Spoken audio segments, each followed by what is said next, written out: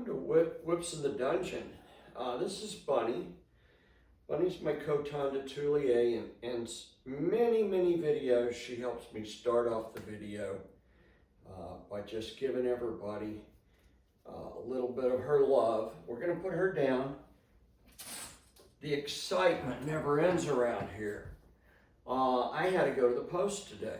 Yesterday's, some of you that follow the channel closely realize that most Mondays I have a ballroom dance lesson, and I incorporate a lot of my dance footwork into whip throwing, and I've been working on that for a number of years. Well, yesterday I'd been dancing about 55 minutes. In the last 5 minutes of practice, we shifted over to International Standard Waltz, and I managed to tear the meniscus in my right knee. So last night when I did an unboxing of a Watcher Smith Signal, I couldn't stand up. Well, it's gotten quite a bit better just in 24 hours. I've been doing the RICE technique, which is rest, ice, compression, and elevation, and it's gotten quite a bit better. I think I'm going to be able to stand up tonight. But the good news is we went to the post, or the backstory. Yesterday I wasn't home all day because I was at the hospital, and I missed getting this package. So I had to go to the post office and retrieve it. It is from none other than Mike Murphy.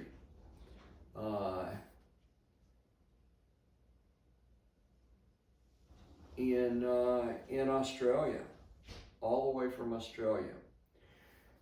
If you've watched the channel a lot, you know that there's been more than one video where I said, well, if you ever ran across a Joe Wheeler Signal or a Mike Murphy Bullwhip that was for sale, to go to the bank, empty out your savings account, and make sure that you went and walked away with that whip.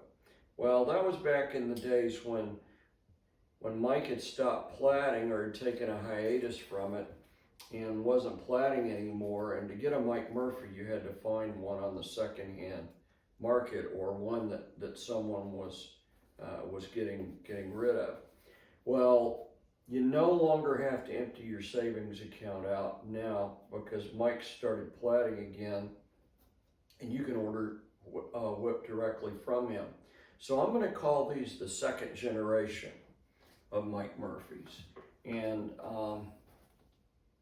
without further ado, let's open it up. One thing I will say, he must have watched the video I did on shipping whips, because I recommended about a medium size pizza size box, and that's about the size of what you would put a medium pie in.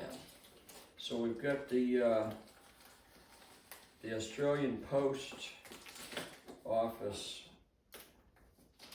label here, which I'm going to try to get off. I generally try to keep those in a file to help document the whip.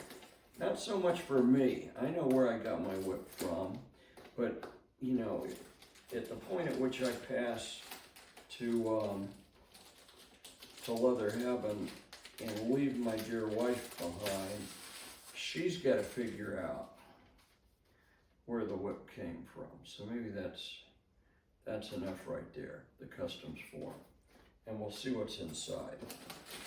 All right, so this is almost like Christmas came early, right? We generally don't celebrate Christmas in the house now that the kids are grown and away from home. It's kind of one of those kind of holidays. Just trying to figure out the construction of the box, because the last thing in the world you want to do is put a knife through a strand of rope. So let's try it from the end here. Make sure we're not catching any part of the whip. All right, see what we got here. I didn't get all the way through the cardboard even, but that's fine. Because like I said, I don't want to take a chance on cutting any root. And I didn't bother putting my pants on tonight because I'm still wearing a knee brace. All right, so what do we have here? We have an empty box, nothing in there, and we have it wrapped in tissue paper, which is fine, I suppose. I personally like to put, when I ship whips, I like to put them inside a Ziploc bag or some pallet wrap, just in case the post gets wet or it gets delivered in a driving rainstorm. Okay, so what we have are two 4-foot bullwhips. I asked for light shot loading, 16 plat, and Mike sent me photos via email before they were mailed so I could take a look at them. I was very interested because the falls he had tied strategically where it looked like the plating was going to transition from 16 plat toward an 8 plat count, and I couldn't figure it out from the photo. So I'm going to be interested in doing that. And I'm going to edit this video because it's going to take me a while to unwrap these. He's got them coiled in a strand of rue, strategically placed at a couple places to hold it together. And with my bifocals and my 70-year-old eyesight, it's just going to take me a little bit of time. So all this is going to get edited out.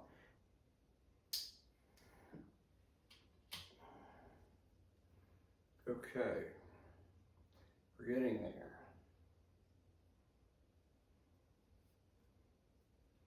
So we're going to uncoil the fall that was strategically wrapped where we couldn't see what this transition was like.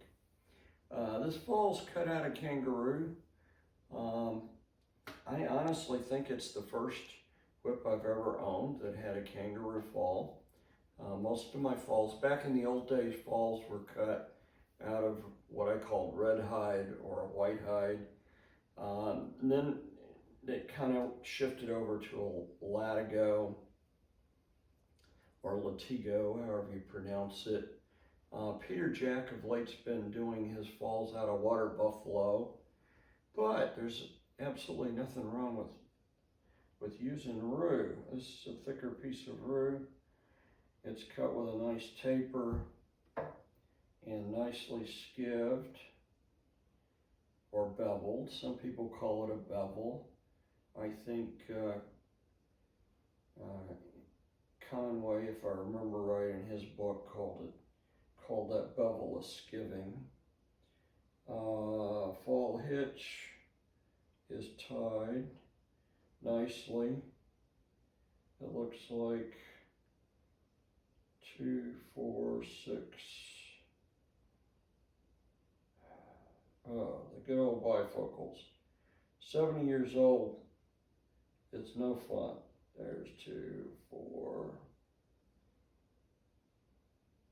6, 8, 10, 12. Kind of looks like 12. I don't know. Maybe not. Maybe I might be counting wrong. So we've got 16 plat through the first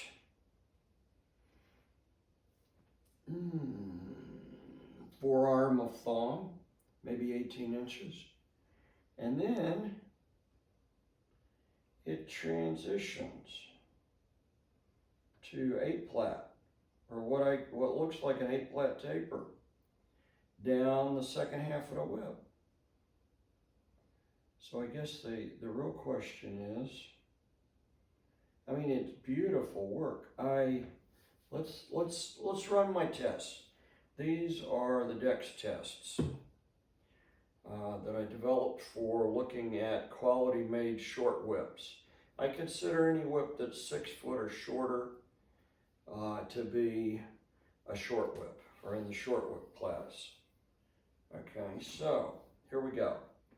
First I take my trusty eyeball and look toward the ceiling, and I run my hand down the thong and I feel for a drop or an add depending on the direction the plaiting had been done. And I don't feel anything until I get right there. So that transition from 16 plait to 8 plait was done seamlessly with no visible feeling to my fingers. And there feels like there might be something dropped there, and then nothing all the way down to the fall hitch. All right. There's one down. Let's go to the other one.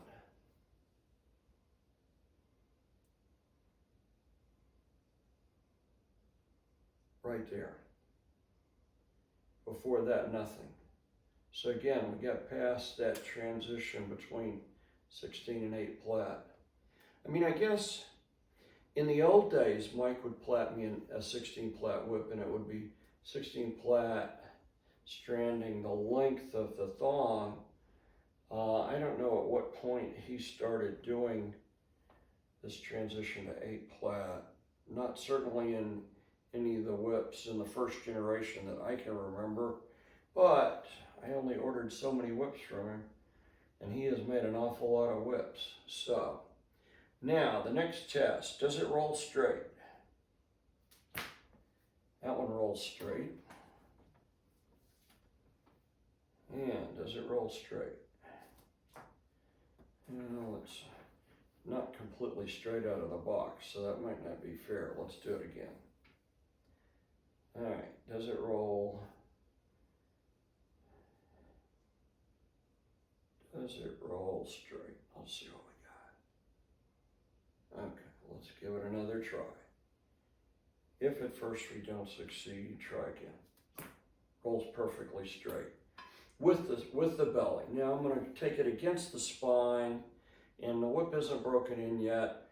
What I'm testing for is, does it arc straight, or does it go out and take a jog to the right or to the left?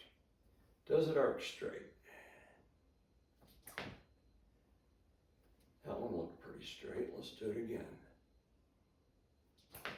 Yep. Arc straight against the spine. Its twin sister. All right, well, it might help if I held it straight, right? Let's try it. Try it again. Seems to want to go that way. What am I doing wrong? Maybe nothing. Try it again. Yeah, this whip. Yeah, it definitely wants to go that way. Okay, so one of them arcs straight. The other one, I don't feel like, maybe it does. It didn't feel like it arced perfectly straight. It does tend to seem like it's wanting to go that way. However, once it breaks in, who the hell knows? Let's give it a try. Now, last night I couldn't even stand up because of this torn meniscus in my right knee. Today I'm going to stand up and we're going to throw these bullwhips, and I'm going to give you a close-up look at Mike's work. Okay. First, let's take our trusty tape measure and let's pull a quick measurement on them and see what we got. I have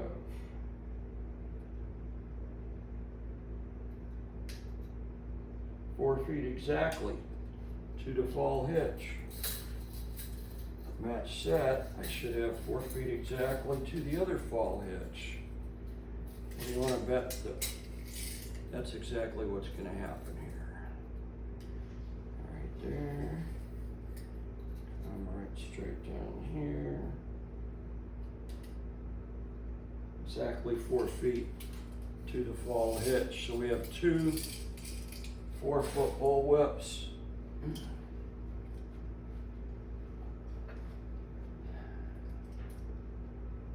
And 2 nicely cut kangaroo falls.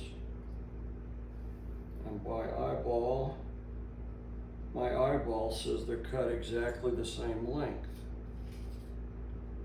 And my tape measure says that length is, by the way I'm measuring it, 22 inches. Okay. This right knee is not good, guys, but bear with me. I'm going to wrap one of these around my head so I can hold the other one. They feel good. Let's see how they throw. I'm going to throw them one at a time, and then I'm going to try throwing them two at once and see how they feel. Just going to throw a little bit of conditioner on these because they've been all the way from Australia in the post, and I want them to have some of my conditioner on them.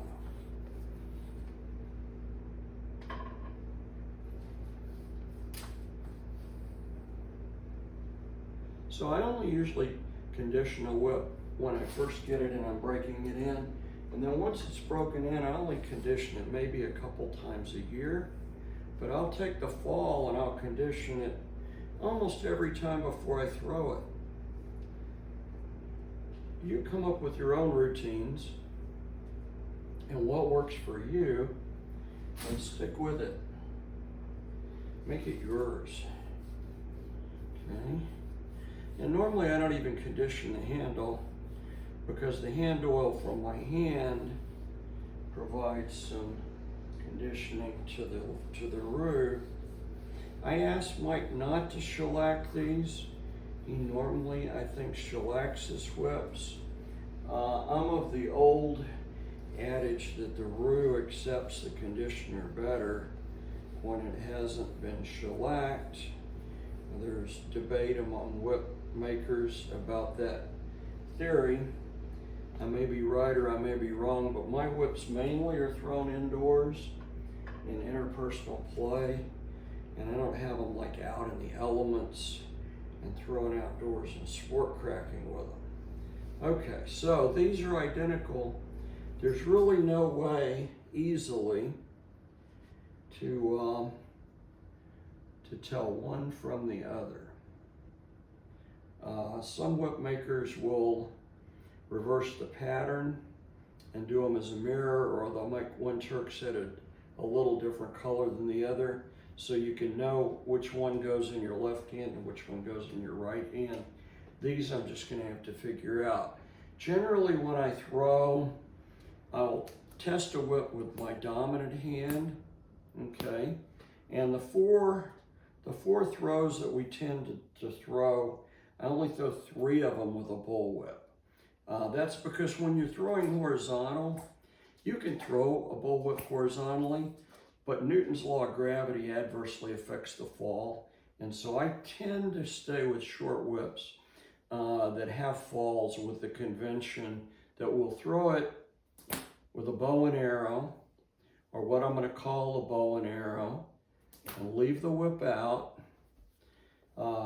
We're going to be able to come directly off the shoulder with a static throw, and I'm just using a thumb push when I do that. Okay. And then what I'm going to call a forward figure 8. The sport crackers might say it's a flick on the forehand side and a flick on the backhand side.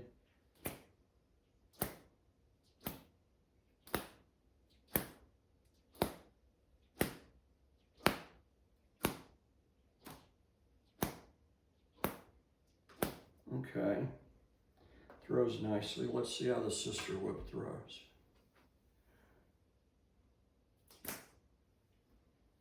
And it rolls straight.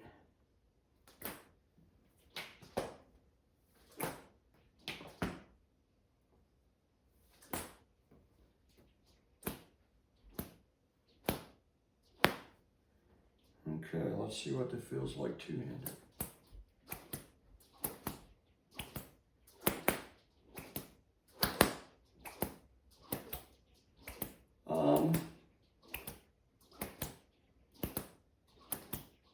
I like the feel of the bullwhip.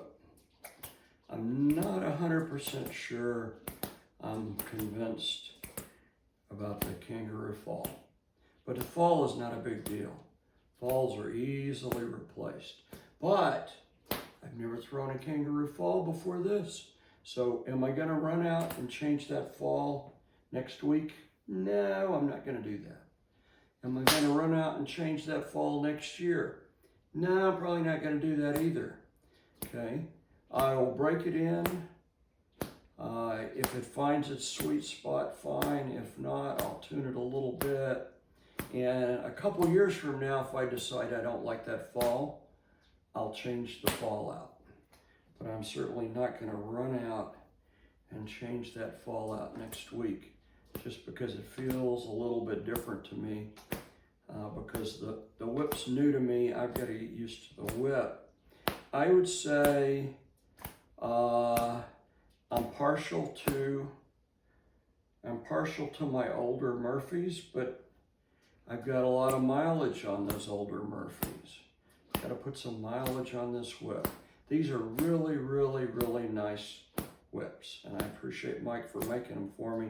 And I am going to throw them. My main whips right now for two-hand work are a set of Peter Jack Target whips. I'm throwing a set of Giovanni Celeste whips from Italy, and these are going to be my third set that I'm throwing regularly. I have a couple other sets that I throw in practice, but I'm not throwing in the dungeon yet. I'm just right there, yeah. They're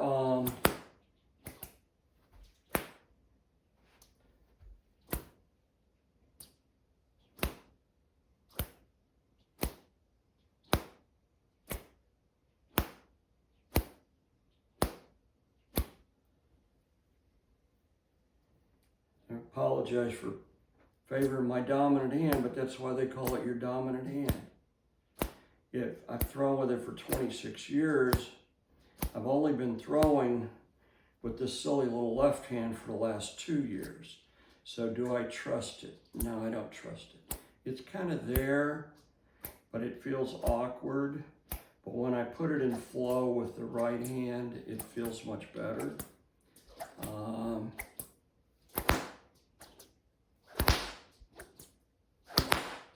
It cracks, but I'm used to my old Murphy that went off like a cannon when I cracked it. This one is not a cannon, but that's okay because I don't go in the dungeon and crack real loud anyway.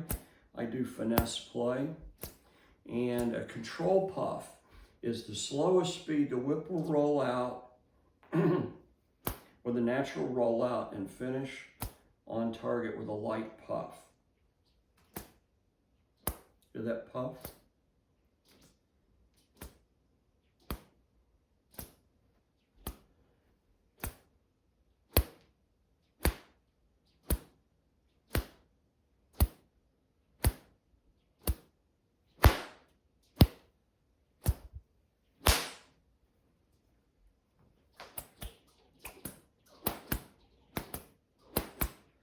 I don't know, I don't usually do 6-count Florentine, but let's, no, not yet, no, I'm not ready to do that yet.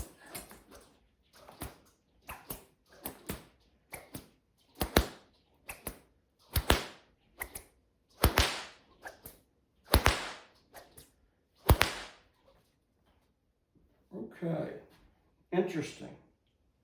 Very, very, very, very beautiful plaiting. This reminds me, all the Murphys I owned on the first generation had what I'm going to call single diamond at the beginning of the handle, then like a couple of rows of chevron, and then finished with single diamond, and that's exactly how these are. So I'm going to get these up close so you can see this fine plaiting work. Hopefully I can do the good camera work here for you. I got myself a pair of calipers here. I had asked Mike to make these Turk's heads between 30 and 34 millimeters just because of the size of my hand. Then measuring this at, well, everybody measures differently. That one 34.6. This one is coming in at 33.7.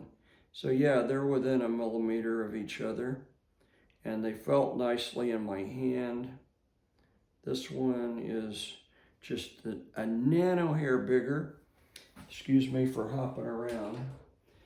I'm still working with this knee. All right, here we go. Here up close. This is Mike Murphy's 16 plat work. Single diamond, what I'm going to call double chevrons, and then single diamond to a really, really nice ring knot. Some people call that a pineapple knot. Then whipmaker's plaiting. Some people call this single herringbone. Straight as an arrow. All the way, not to the fall hitch, but only about halfway down the thong.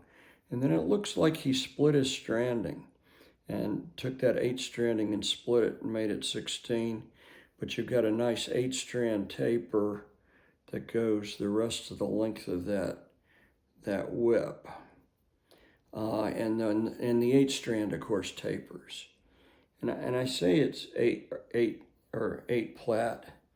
I'm not a whip maker, but that's what it looks like. It went from 16 to 8 plat.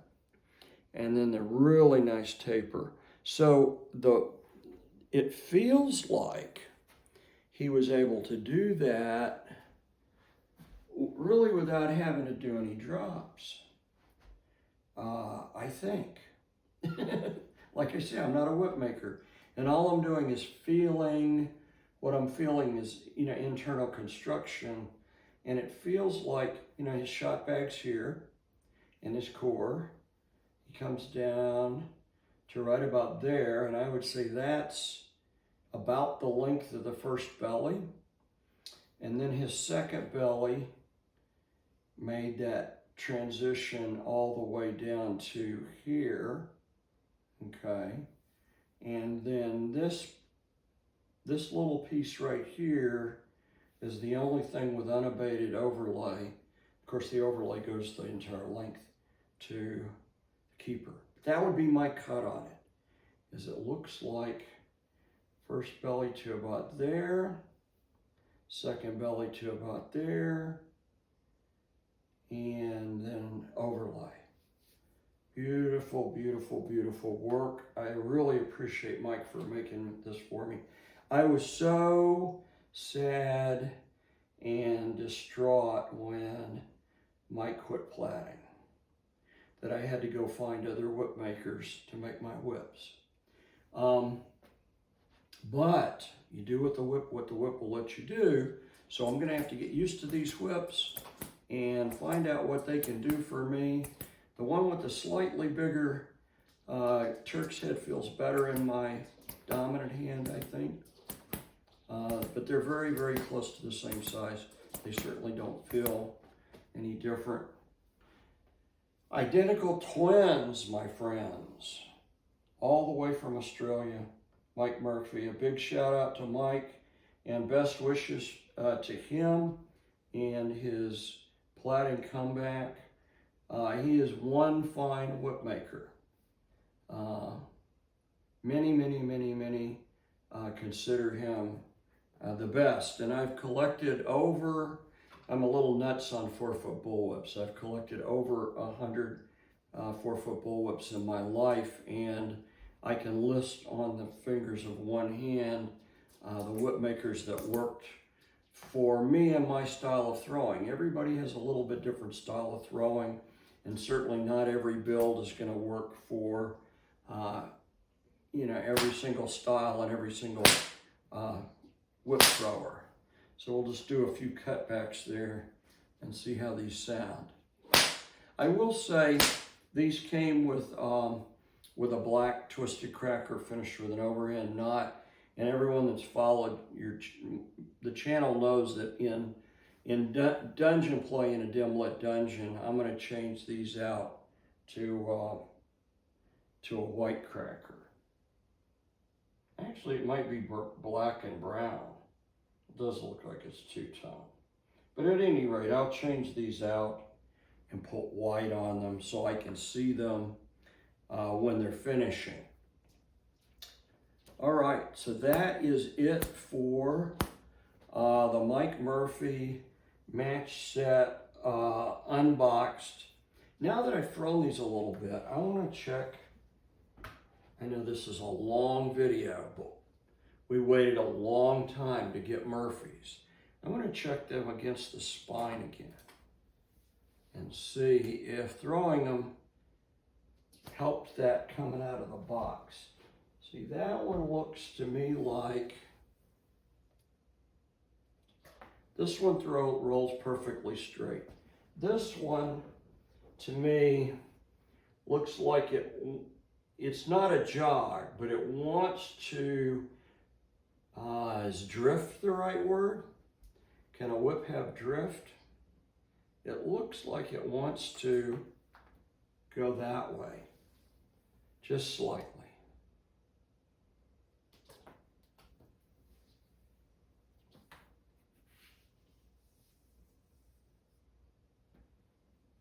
Maybe I haven't found the spine exactly right. Looks like it would be right there. Yeah, it wants to drift just slightly.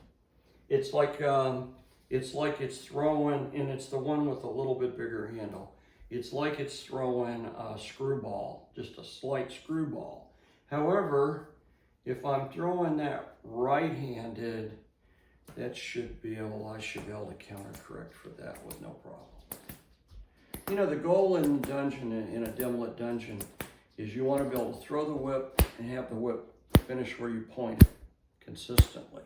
You don't want, and because I throw backhand against the spine and I'm throwing a flick against the spine, it's got to finish where I point it.